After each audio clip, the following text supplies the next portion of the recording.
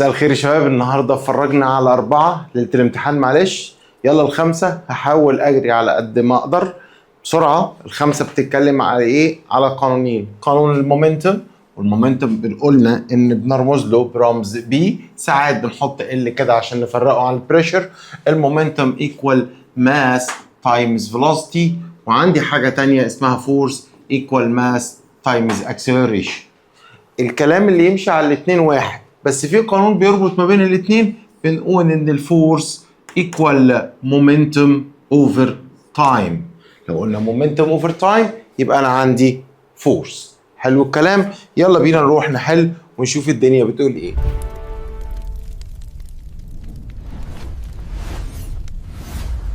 If a body mass 2 kilogram moves with velocity 4 meters per second, then accelerates at 3 meter per second square for 5 seconds.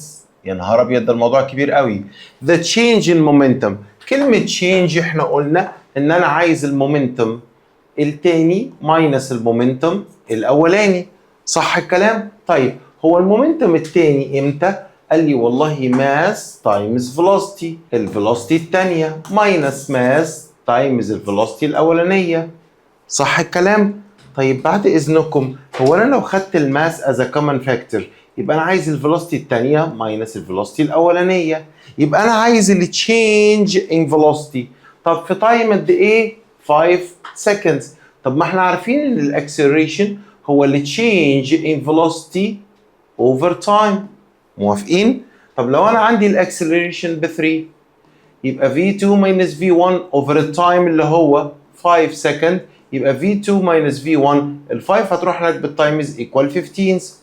طيب الماس بكام؟ قال لي 2 كيلو جرام تايمز V2 minus V1 بكام؟ ب 15، يبقى التشينج مومنتم ب 30. 30 نفس اليونت اوف مومنتم which is نيوتن بير سكند. سوري مش ده الإجابة، الإجابة أهي 30 نيوتن per second. You have 4 bodies A, B, C and D. The following table show the mass and velocity of each. والله الماس والفيلوسيتي، الماس والفيلوسيتي، الماس والفيلوسيتي، الماس والفيلوسيتي كلهم كيلوغرام متر per second.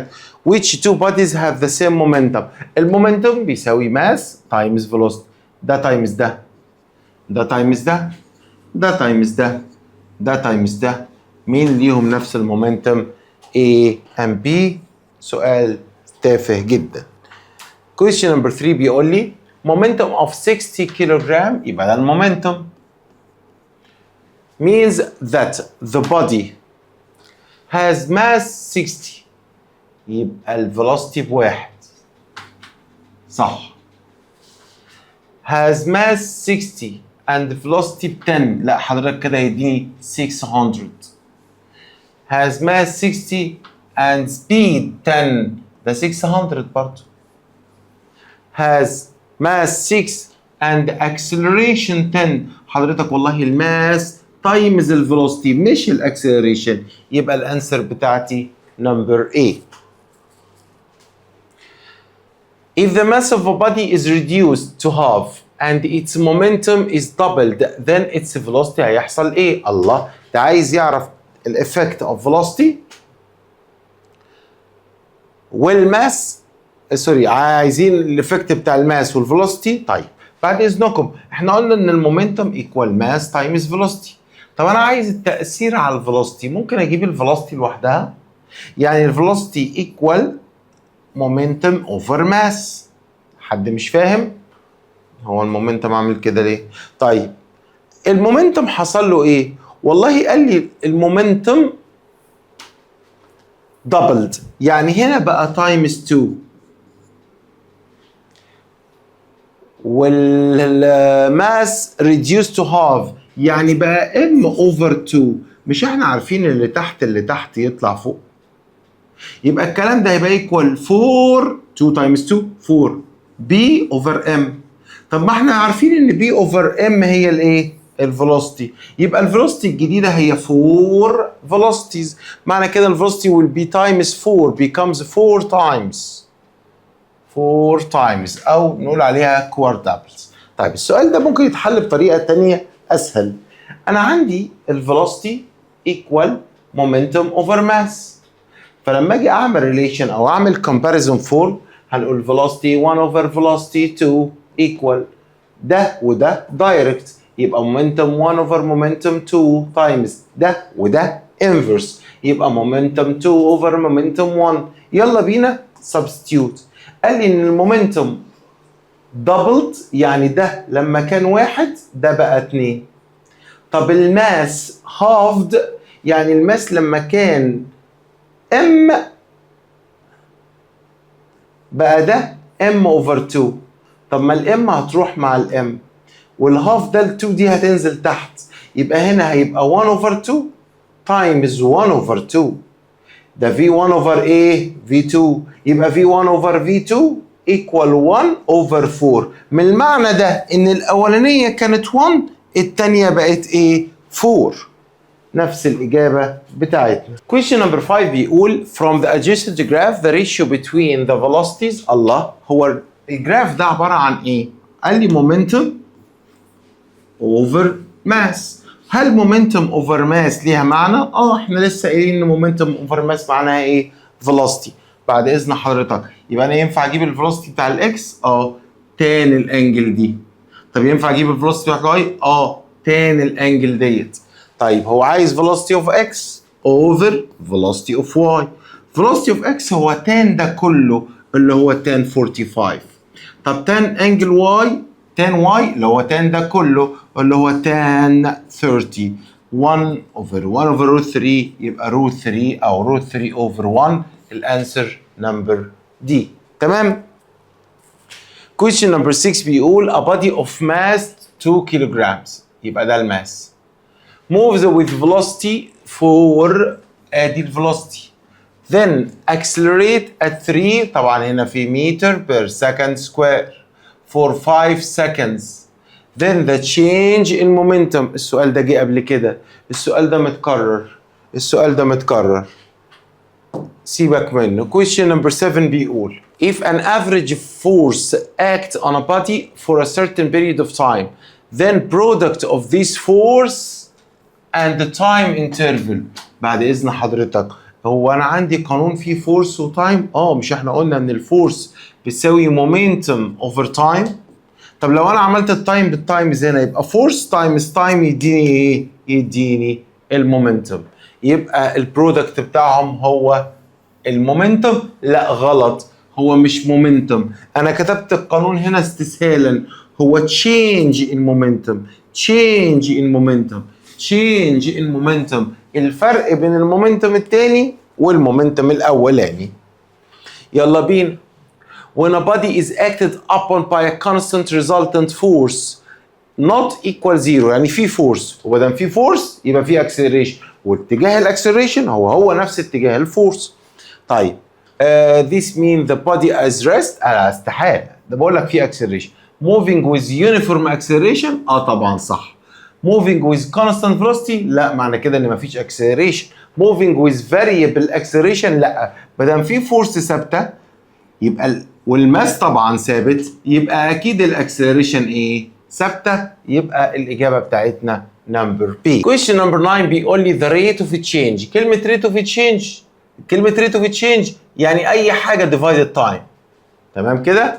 of momentum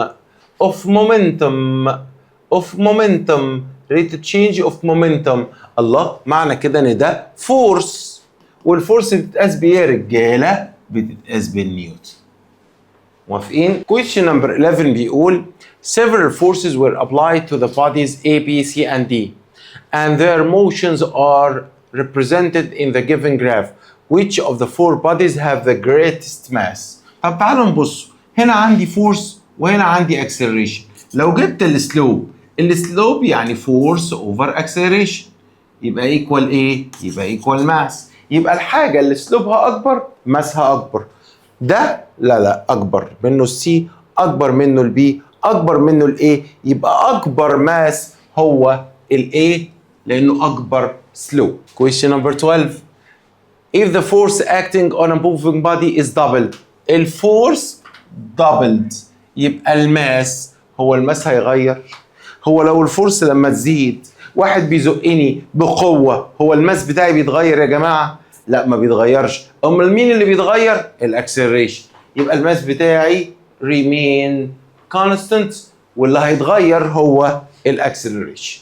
Two equal forces act on two bodies of masses 1 kilogram 1 kilogram and 5 kilogram.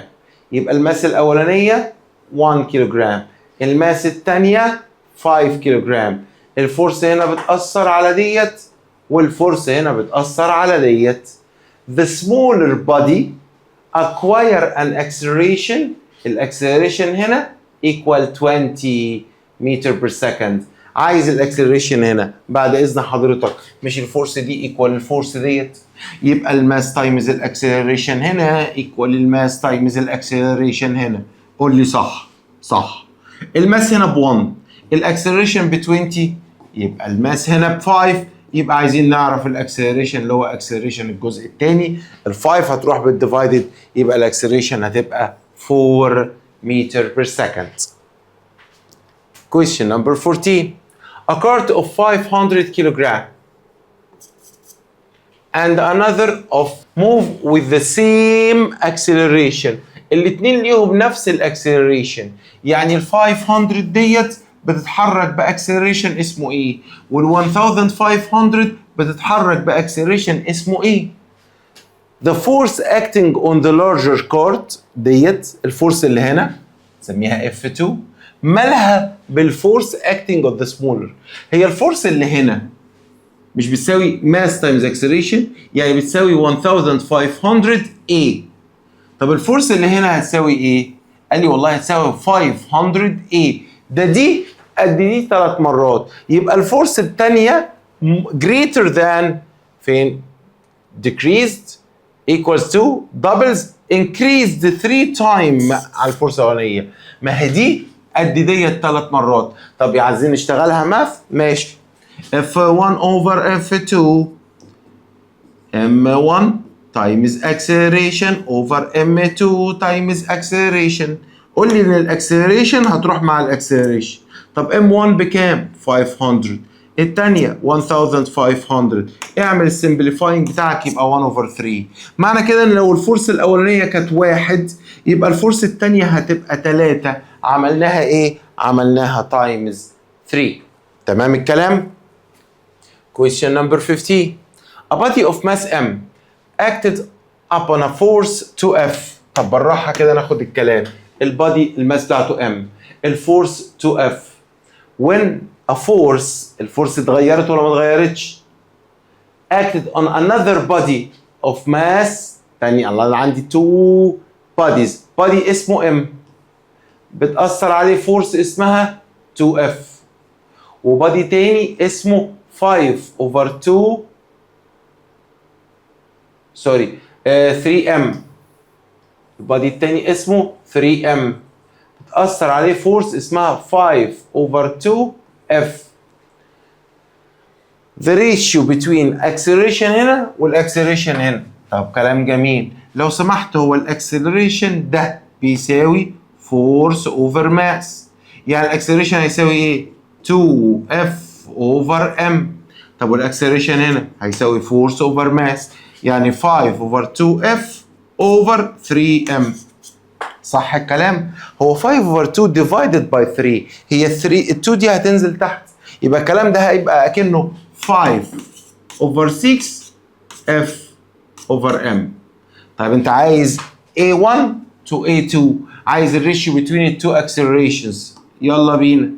acceleration 1 divided acceleration 2، يعني 2F over M divided 5 over 6F over M. بنعمل ايه في الديفايدد؟ بنخلي ديت تايمز ونعمل فليب للي بعديها، يبقى 6 over 5 M over F. وهنا 2F over M. سامعك؟ هتقول لي الام هتروح مع الام والاف هتروح مع الاف. 2 times 6 equal 12، 5 times 1 equal 5، يبقى الكلام ده هيطلع 2.4. انا بجيب ريشيو. حد يقدر يقول لي ان ال 2.4 ده ليها يونت؟ لا طبعا. طب مين في دول 2.4؟ هلاقيها 12 over 5 اهي اللي انا كنت جايبها من هنا. يلا بينا نجيب السؤال اللي بعده. The opposite graph show the relation between change in a body's momentum and time. الله، هو البادي المومنتم over time بيديني ايه يا جدعان؟ قال لي والله بيديني الفورس. يبقى السلوب هنا هو الايه؟ الفورس. يبقى انا لو جبت السلوب ده جبت الفورس during AP. الفورس هنا بزيرو، ما السلوب هنا بزيرو يبقى الفورس هنا بزيرو. السلوب هنا بيساوي الفورس. طبعا الفورس هنا بوزيتيف لان السلوب بوزيتيف، الفورس هنا نيجاتيف لان السلوب هنا ايه؟ نيجاتيف. طيب عايز ايه بقى؟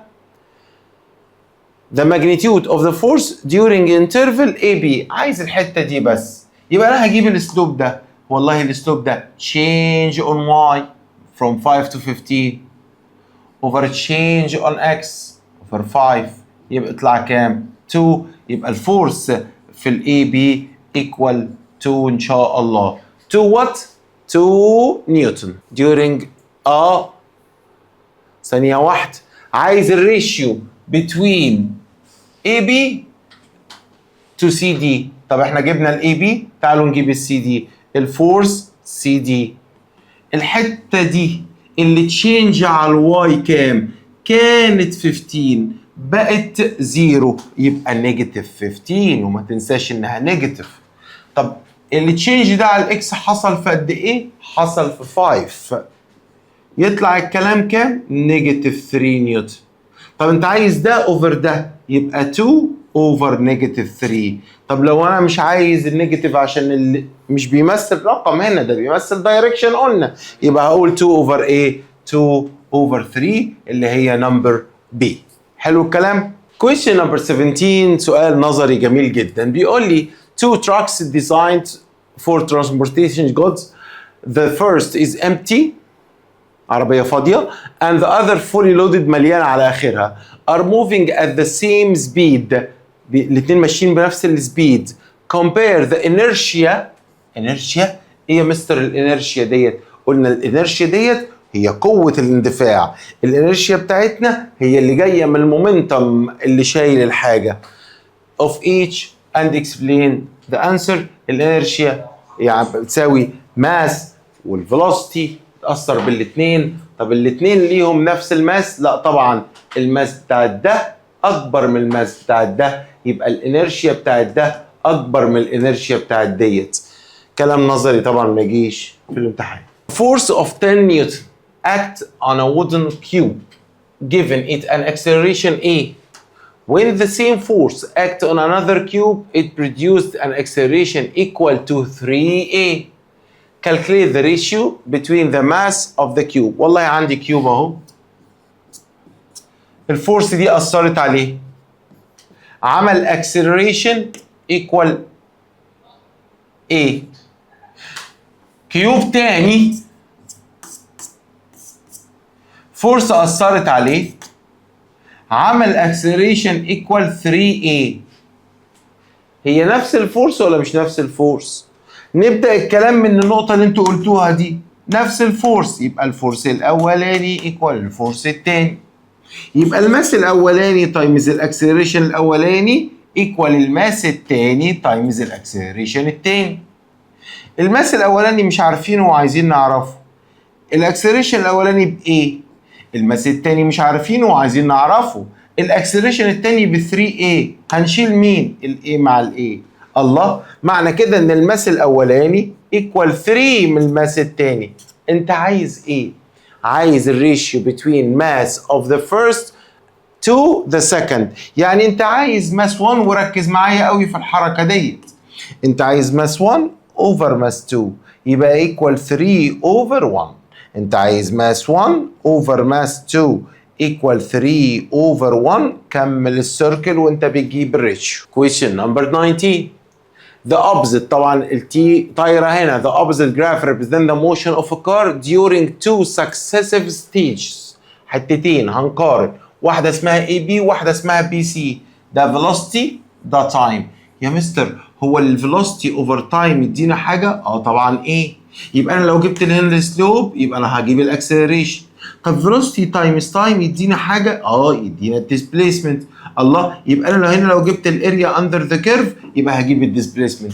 الجراف ده هو الجراف الوحيد اللي ممكن يطلب مني فيه حاجتين. طيب هو عايز يقرا ايه؟ in which of the two stages is the net force. عايز يقرا الفورس. طب هي الفورس بترتبط بالدي ولا بالايه؟ لا طبعا الفورس ايكوال ام ايه، يبقى بترتبط بالايه. on the car not equal to zero. عايز امتى الفورس not equal لزيرو and why. طيب احنا قلنا السلوب هو الاكسلريشن. هو from A to B ده parallel x axis ولا لا؟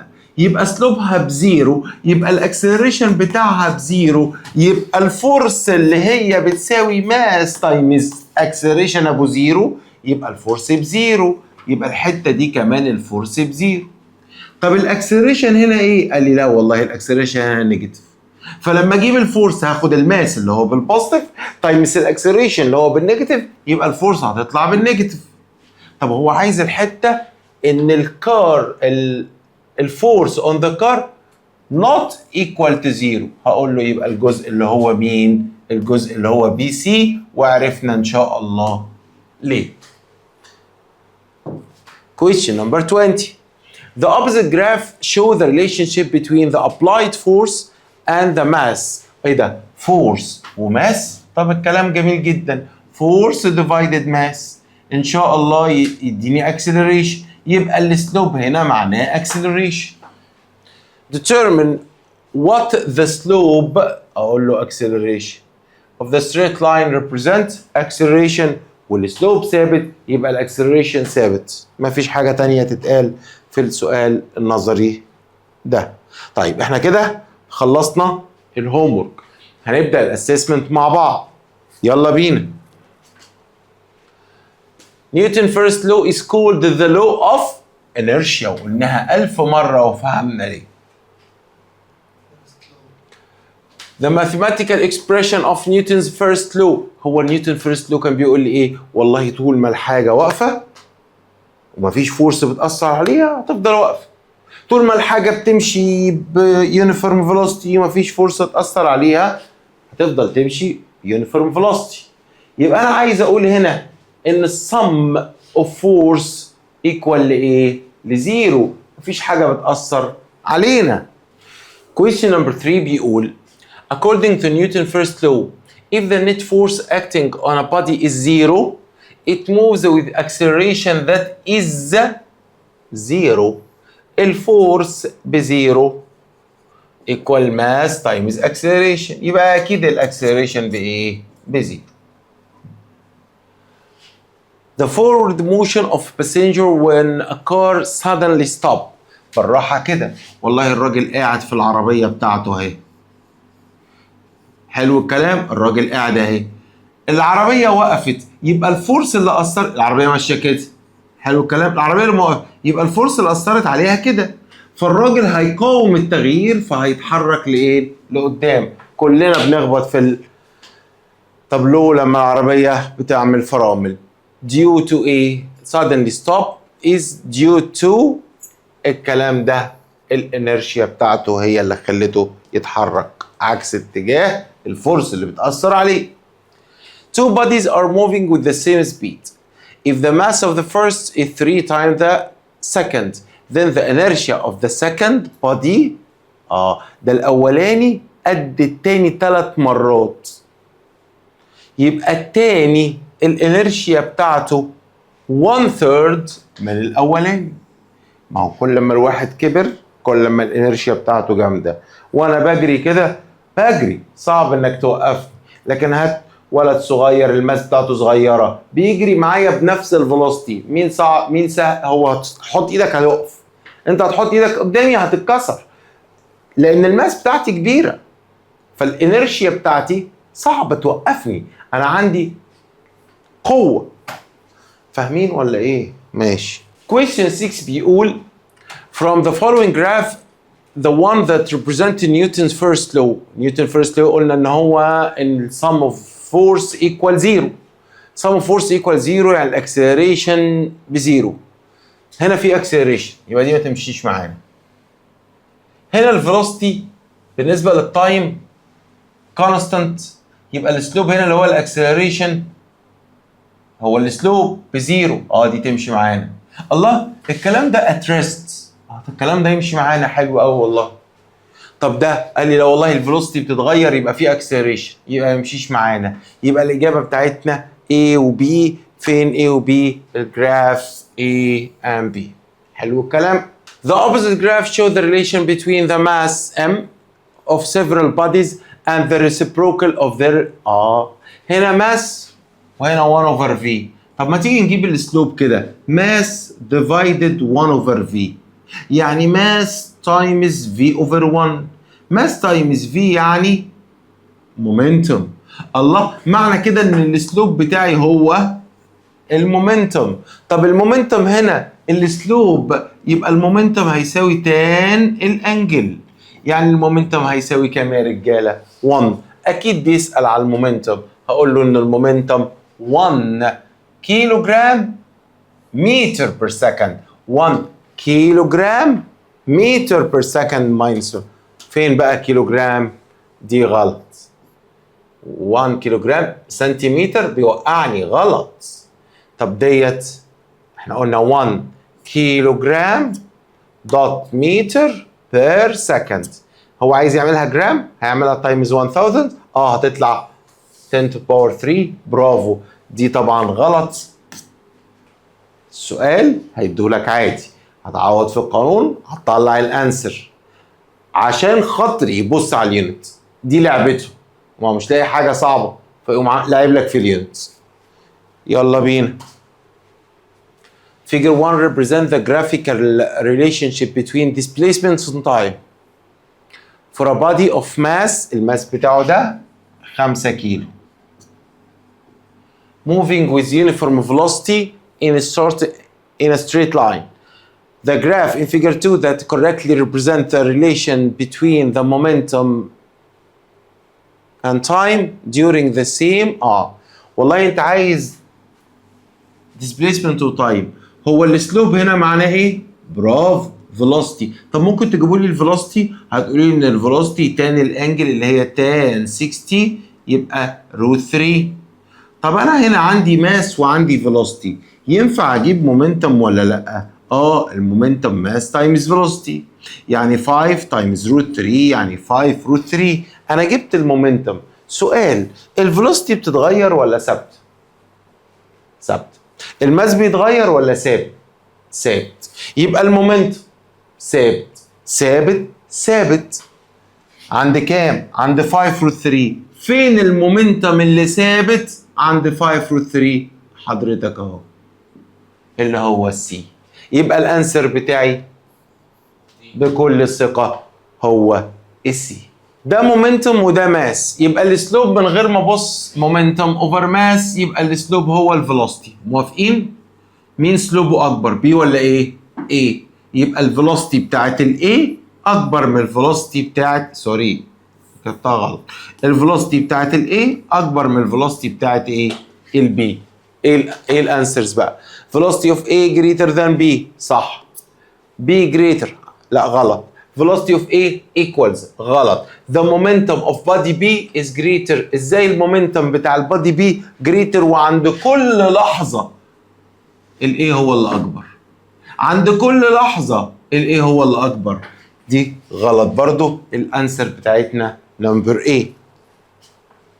Question 10 بيقول لي the mathematical expression of Newton's second law. نفتكر مع بعض هو نيوتن second law كان بيقول ايه؟ نيوتن second law بيقول لي بدل في فورس بتأثر على ماس يبقى هينتج عنها acceleration. ده second law. طب ايه ده؟ ده first law. حلو الكلام؟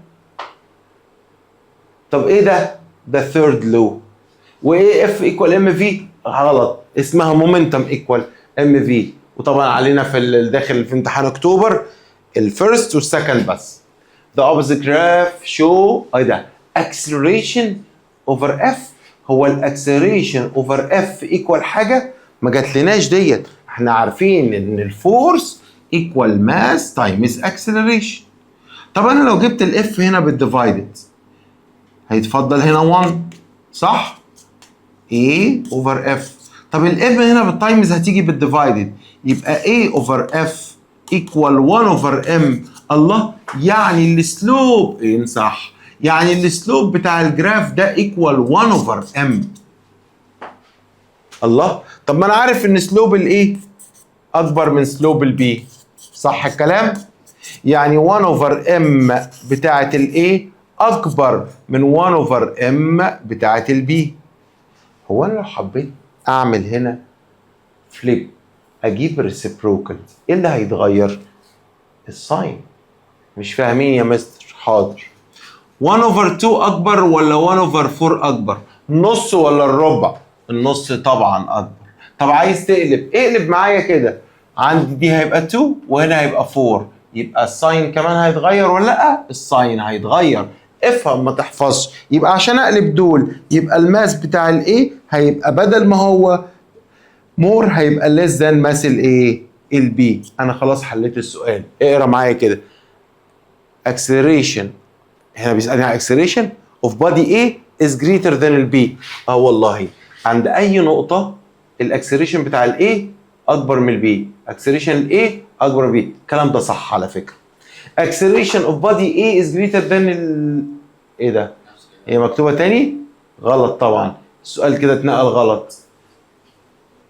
قولوا الله يسامحك يا اللي عملت لي الباوربوينت. قولوا معايا الله يسامحك يا اللي عملت لي الباوربوينت. الإجابة دي صح يا أولاد. ولو حب يقارن ما بين الماس، انا عرفت ان الماس بتاع الايه less than الماس بتاع البي. تمام؟ يلا بينا. Space rocket don't consume fuel after leaving the Earth's gravitation field. والله وهو طالع لفوق ان شاء الله الروكت ده بيقعد يحرق يحرق يحرق لغايه اما يخرج بره الجرافيتيشن فيلد بتاعه الارض. ما بيمشيش، ما بيعملش حاجه، ما بيحرقش فيول. ليه؟ لانه ماشي بالانرشيا بتاعته. يعني ايه انرشيا؟ قال لي مش هو ليه ماس واكتسب فيلوسيتي وهو طالع من بره الغلاف الجوي بتاع الارض؟ ليه ماس وليه فيلوسيتي، فهو ماشي بالانرشيا. طب ما فيش حاجه بتوقفه؟ لا، ما فيش فورس بتوقفه. الفورس اللي كانت بتوقفه تحت الجرافيتي وهو خلاص طلع بره منها. ان شاء الله مكمل لغايه اما ربنا يسهل. طبعا اسئله النظري دي ما بتجيش كتير، واي كتابه فيها بناخد الدرجه. طيب a resultant force of 10 نيوتن، معلش مش اي كتابه يعني، قصدي اجابه فيها المعنى بس باي طريقه. طيب a resultant force of 10 نيوتن force act on a body of mass. calculate the acceleration. acceleration equal force over mass. يعني ان شاء الله equal 10 over 4 يطلع 2.5 متر per second square. سؤال صعب جدا. Question number 14. A body is acted by a force 100 نيوتن producing an acceleration. طبعا دي سنتيمتر سكوير. معلش قلنا اللي بيعمل الباوربوينت تعبان. If the body is then acted upon a force، الله دي في فورس تانية اهي. Calculate the acceleration in the second case. هو نفس البادي ولا مش نفس البادي؟ If the body then acted by force تانية، الله نفس الماس ولا مش نفس الماس؟ ابدأ حلك بنفس الماس. قول لي ان الماس الاولانية ايكوال الماس التانية. هو الماس كان بيساوي ايه؟ فورس اوفر اكسلريشن الاولانية ايكوال فورس اوفر اكسلريشن التانية. حل صح، الطريقة اللي تختارها صح. فورس الاولانية ب 100، الاكسلريشن الاولانية ب 4، الفورس الثانيه ب 225. عايز اعرف الاكسلريشن الثانيه، ده تايمز ده اوفر ده، يبقى الاكسلريشن الثانيه ايكوال 225 تايمز 4 اوفر 100 يطلع كام؟ ده 909 ان شاء الله 9 متر بير سكند سكوير، مش كيوب زي ما كانوا عاملينها لنا. Number 15. A body is acted upon by a force 100 نيوتن producing an acceleration. يلا نفس السؤال تاني، مش عارفين هندعي عليه نقول ايه. طيب question number خلاص هو كان حب يزود الاسئله فراح كرر اخر سؤال. تصبحوا على خير، ناموا كويس ليله الامتحان عشان نصحى بكره نروح ان شاء الله نقفل الامتحان وتفرحوني. ربنا معاكم. امتحان اكتوبر الدرس ده هنتكلم فيه تاني، يعني انا اديتكم الحته كده بس اللي نروح بيها الامتحان، هنتكلم في ده درس تاني وتالت، لان النيوتن لوز كلهم مربوطين ببعض. ربنا يوفقكم. باي باي.